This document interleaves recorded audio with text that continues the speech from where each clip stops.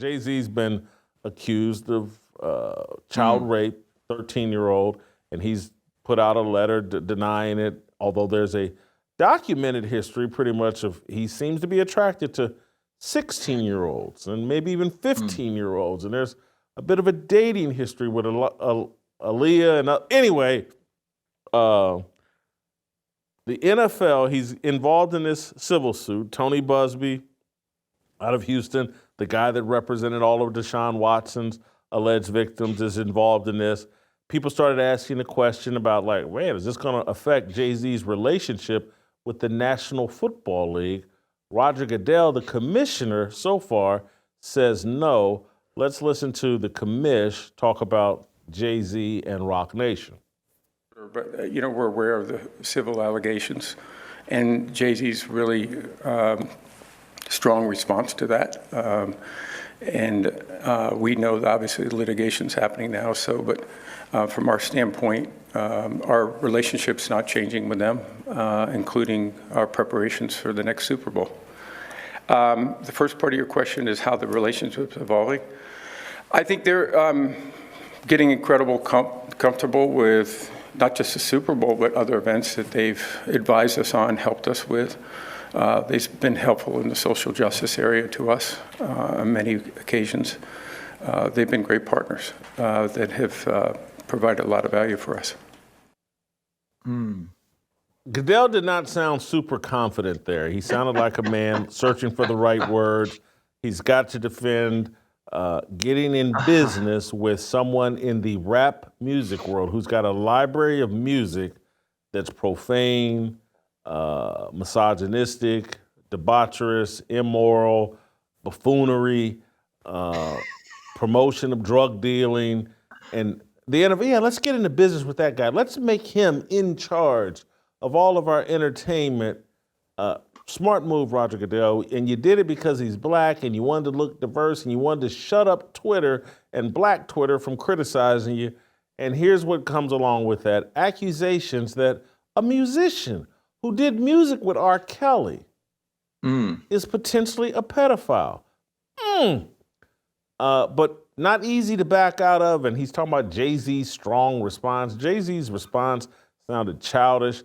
It sounded like an immature man, throwing a little tantrum and trying to bully Tony Busby.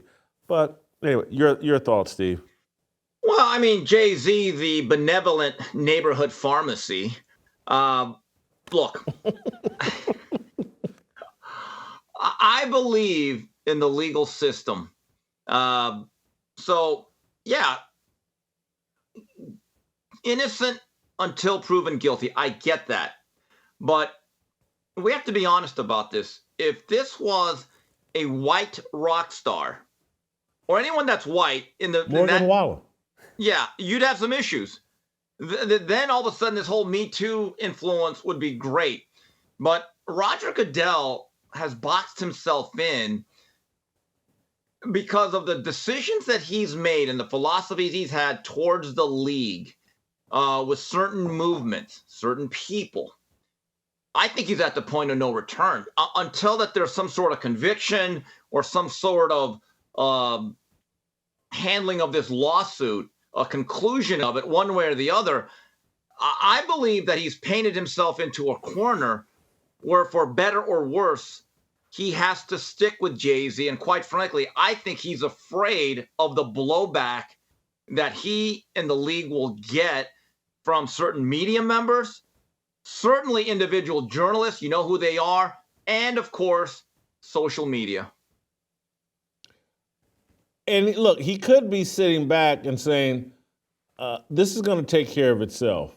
Eventually, there's going to be a blizzard of accusations and alleged victims. Now, I'm sure Jay-Z's cutting a lot of checks and has cut a lot of checks and signed a lot of NDAs.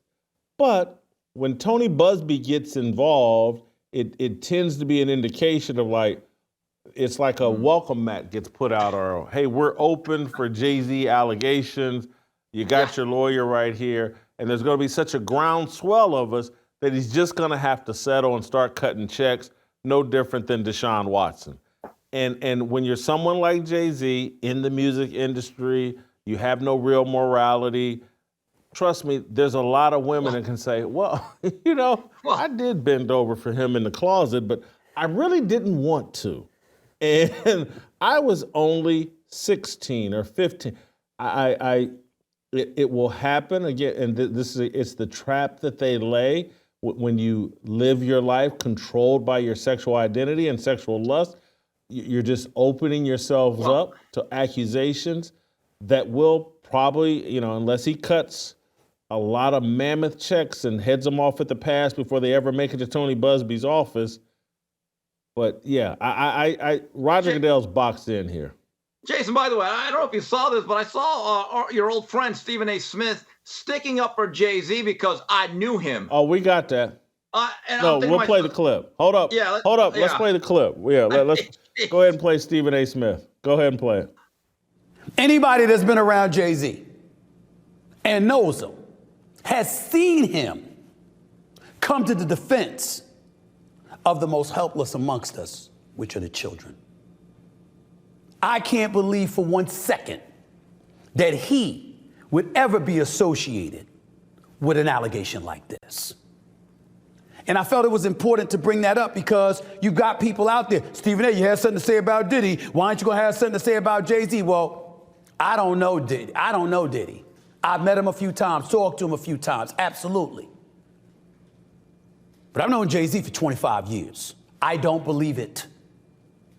Now, that's as far as I can go, because, again, if you can't provide eyewitness evidence to refute the allegations that have been levied against anyone, it's irresponsible to go over the airwaves and go any further than that. It is not irresponsible to point out who a friend of mine is.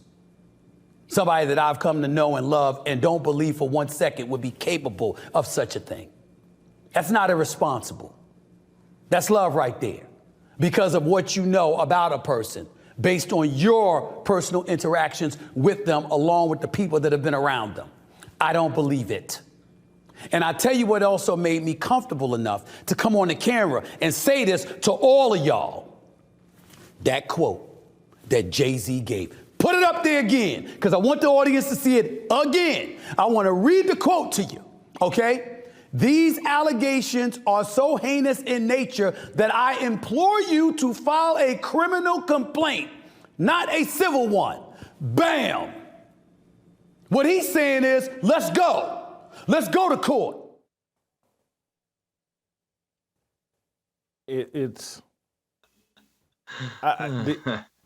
such an immature, unsophisticated reaction by Stephen A. Smith. The Jay-Z friends with R. Kelly. Are we not confident R. Kelly like young women, children? Or have we? Are we totally?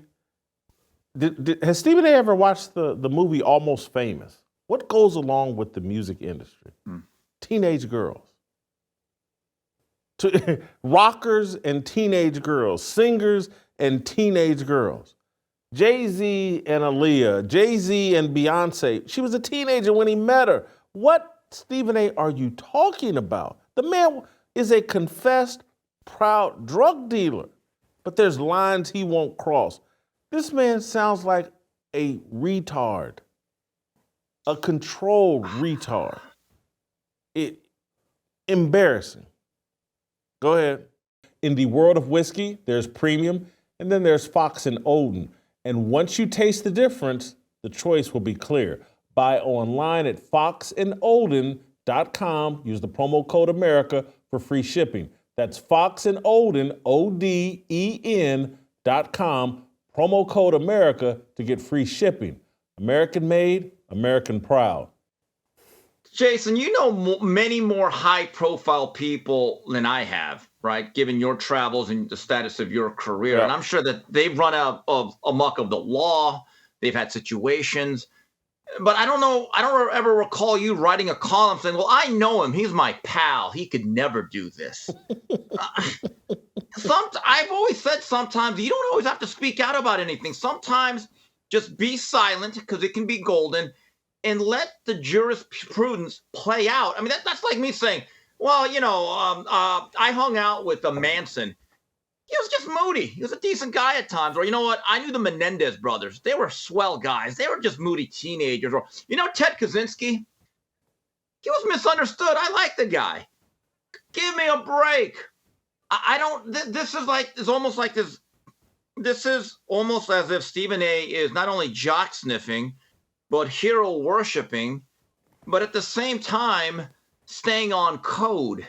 That's a bad combination. I get everyone wants to stick up and defend their friends or acquaintances, but sometimes you're just better off, get this, saying nothing. I've told this story before, but I spent a summer, my senior year of college or right after college, spent an entire summer working concert security. You know, standing on next to stages and, you know, protecting the performers or whatever. And this is 1989, 1990. Bon Jovi came to Indianapolis. First time I'd really ever heard his music. And this is Slippery When Wet was big. It's one of my favorite albums, but I saw and was overrun by a pack of 15 to 25-year-old girls. That he jumped off stage. They told me beforehand, hey, he's going to jump off stage right behind you. Be prepared. A swarm of young girls ran me over to get to John Bon Jovi. And it was, you know, I'm 21, 22 years old at the time, but it was eye-opening, like, oh my God, these young girls, they like Bon Jovi. And it's like, what man wants to deal with that? What moral man wants to deal with that? That a group of young women will do anything to get their hands on you. And I'm supposed to pretend that a former drug dealer who has a history of being attracted to teenage women, no way he would do this with a 13-year-old, maybe a 15-year-old, but not a 13. I can guarantee you, I know Jay. I mean, when you start talking about I know, does that mean you stayed the night at his house? You've had family dinners with him? The people that I know, like, I mean, I really know. It's you don't know, and maybe I'm just wrong. Maybe him and Jay-Z are best friends and they're in and out of each other's house and families spend Thanksgiving together. But this is clout chasing. This is, look how cool I am. I'm BFF with Jay-Z, and I'm going to swear up and down that some music artist wouldn't have sex with a teenage girl. That's retarded. Help us grow the Fearless Army. Pound that like button, subscribe to the channel, and share this video with all your fearless friends.